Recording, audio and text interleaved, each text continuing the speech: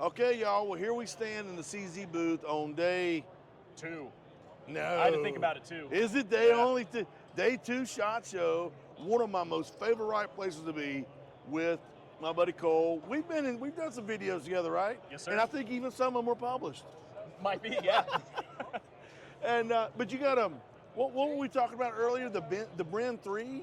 Bren 3. So we got somehow for some reason we got some Bren 2s right here, but here's the Bren 3 for you right here, in a snazzy gray Cerakote. I love it. On here, yeah.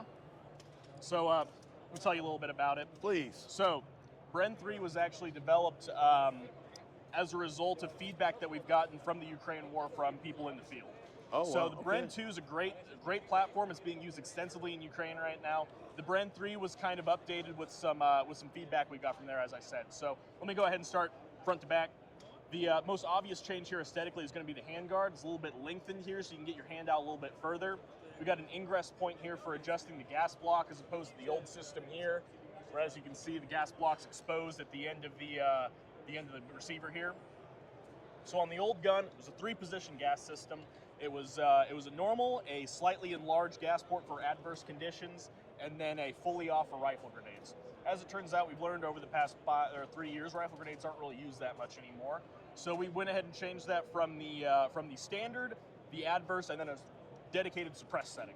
Okay. So that's what we got going on here. It's much larger than the old key kind of system you see here, so it's much easier to turn and adjust.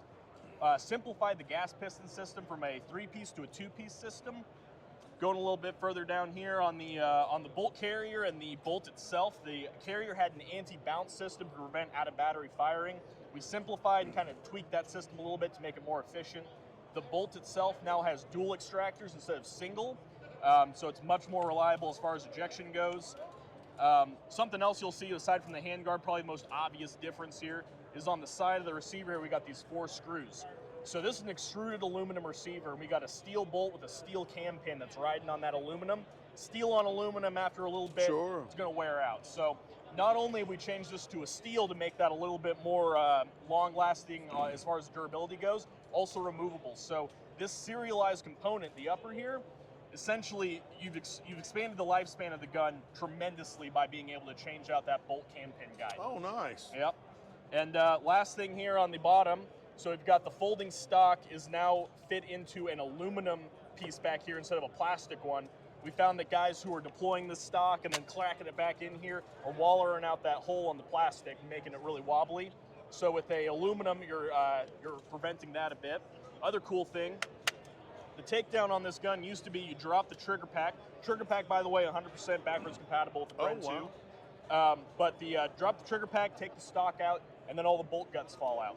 We changed that to just the trigger pack now. You can actually see the buffer of the recoil system back here, and then it's retained by this bottom trigger housing. So you take that off, you can still have the stock attached and folded and pull all that stuff out the back. Oh, wow. Without taking the stock off. So that operating principle is exactly the same. It's still a short stroke gas piston, still a very reliable, very smooth shooting rifle, but we just got those few little quality of life, long-term durability upgrades to it to make it a lot better. Awesome, man. Well, it sounds like you're very well versed on it. Have you had a chance to shoot it yet? I have not had a chance to shoot this because 4 milli LE usage only right now, because this came out just Q2 of last year. Okay. So we're still working on getting a civilian model made for the U.S.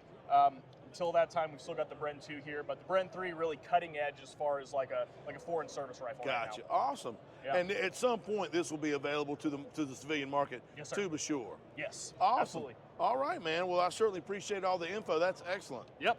Happy to talk to you as always, Hunter. I thoroughly enjoyed it, brother. Yeah.